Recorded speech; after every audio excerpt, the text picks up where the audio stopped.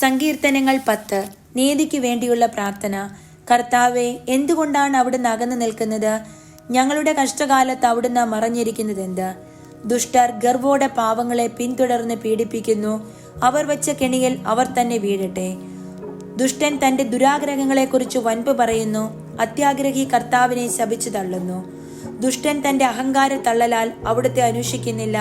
ദൈവമില്ല എന്നാണ് അവന്റെ വിചാരം. അവന്റെ മാർഗങ്ങൾ എപ്പോഴും വിജയിക്കുന്നു.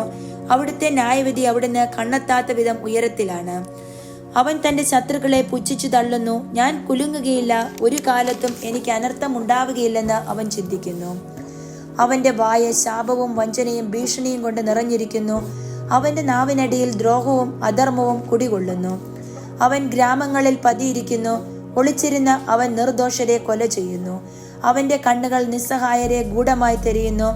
പാവങ്ങളെ പിടിക്കാൻ അവൻ സിംഹത്തെ പോലെ പതിയിരിക്കുന്നു. പാവങ്ങളെ വലയിൽ കുടുക്കി അവൻ പിടിയിൽ അമർത്തുന്നു. നിസ്സഹായം ഞെരിഞ്ഞമർന്നു പോകുന്നു. ദുഷ്ടന്റെ ശക്തിയാൽ അവൻ നിലം പതിക്കുന്നു.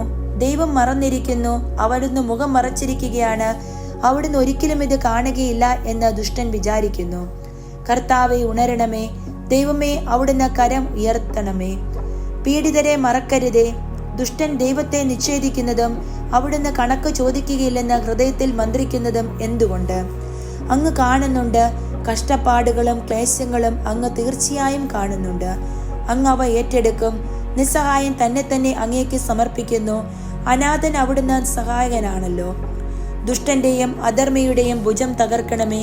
ദുഷ്ടതയ്ക്ക് അറുതി വരുന്നതുവരെ അങ്ങ് തിരഞ്ഞു നശിപ്പിക്കണമേ. കർത്താവ് എന്നേക്കും രാജാവാണ്.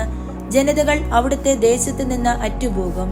കർത്താവെ, എളിയവരുടെ അഭിലാഷം അവിടുന്ന് നിറവേറ്റും. അവരുടെ ഹൃദയത്തിന് ധൈര്യം പകരും. അവിടുന്ന് അവർക്ക് ചെവി കൊടുക്കും. അനാഥർക്കും പീഡിതർക്കും അങ്ങ് നീതി നടത്തി കൊടുക്കും. മണ്ണിൽ നിന്നുള്ള മനുഷ്യൻ ഇനിമേൽ അവരെ ഭീഷണിപ്പെടുത്തുകയില്ല.